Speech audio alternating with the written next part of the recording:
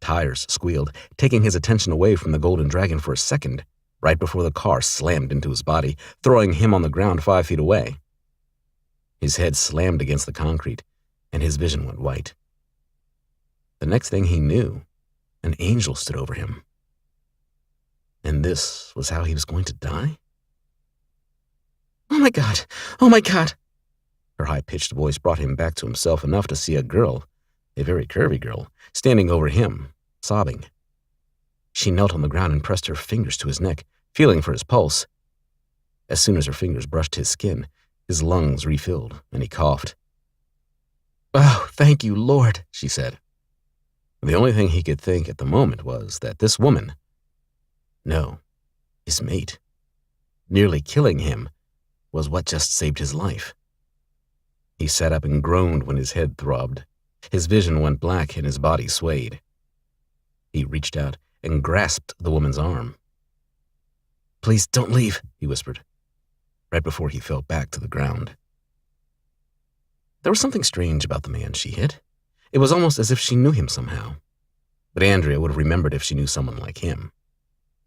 Then it hit her right in the gut. "Oh, gods, I nearly killed him."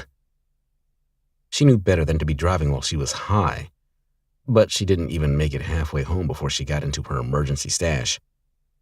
She shook her head as she stared into the strangest silver eyes. For a second, she thought she saw something lurk behind them, but that had to have been a hallucination. He smiled at her right before falling back to the ground. His long fingers slid from her arm, letting her know he was out.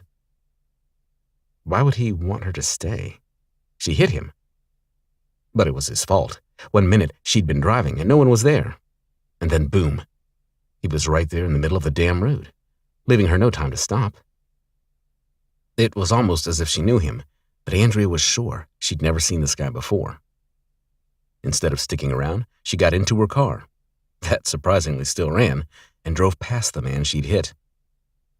She avoided looking at his unconscious body, but she couldn't ignore the people. The onlookers glared as she passed by, but no one made a move to try to stop her from leaving the scene of the accident. It was a small town, and she knew that news would travel at the speed of light. She needed to get her car off the street before the cops found it. That was the problem. If she hadn't been stupid, she wouldn't have hit him, and now she would end up in jail. She drove under the speed limit through the small town her parents moved to once she went off to college. Once she left the downtown area, there was pretty much nothing but trees, and then a house here and there sprinkled about. She'd never been to Stratham before, but it hadn't been that hard to find. She didn't even bother looking around. She wouldn't be staying now. Not since she had committed a felony. "Great. Just what I needed," she muttered, and slowed to a stop when she saw the small sign with the address she'd put into her phone. She would have driven right by it had she not been looking for it. The sign might as well have not been there. She turned down the gravel drive to the house her mother had sent her a picture of. They were so proud of their small home. Andrea parked and studied the house to put off going inside. She'd been excited about coming home. She thought it was just what she needed to get over her issue. But now, she wasn't sure anything could help. The house was cute in an old-fashioned sort of way. It felt old, as if it was living on fragile bones. That was the only way to describe it.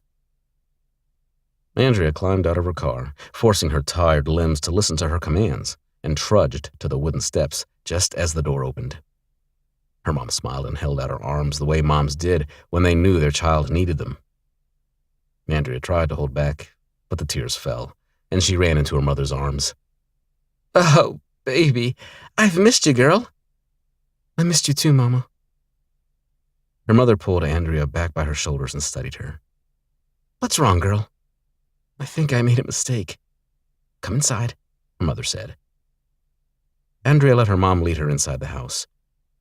Right away, the scent of cinnamon calmed her nerves. Her stomach growled. She hadn't eaten the whole trip, not that she'd been hungry. Now that the high was wearing off, it was a different story, and for that she was thankful.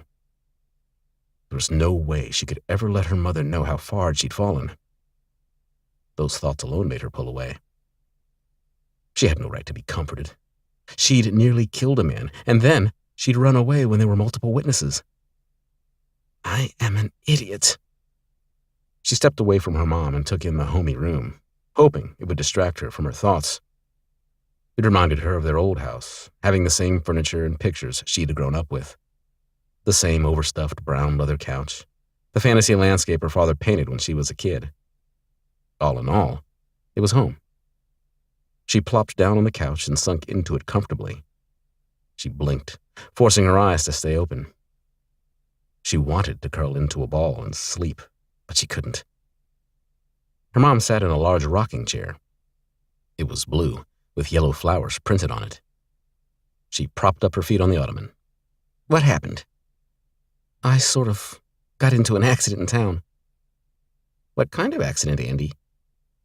The bad kind, but the guy seemed okay. Her mother swung her legs to the floor and sat up in the chair. You hit someone and left him? She stood up and paced.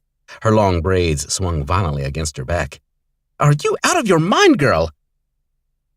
Andrea didn't know what to say. Her mom wasn't wrong. I shouldn't have left, but I panicked. Why? I guess. She tried to think of a good explanation. I was so tired after the drive, and I swear he came out of nowhere. 1 minute the road was clear, and the next he was right there in front of the car. You have to turn yourself in. Maybe the guy won't press charges. Andrea wasn't sure about what would happen. He was pretty out of it. She didn't need to tell her mother she'd actually stayed long enough to talk to the man she'd hit. That wouldn't go over well. She rubbed along her wrist the way she always did when she was nervous. Or maybe she needed another hit. Her palms started to sweat, as if her body reacted to her thought. She couldn't need more. It hadn't been that long.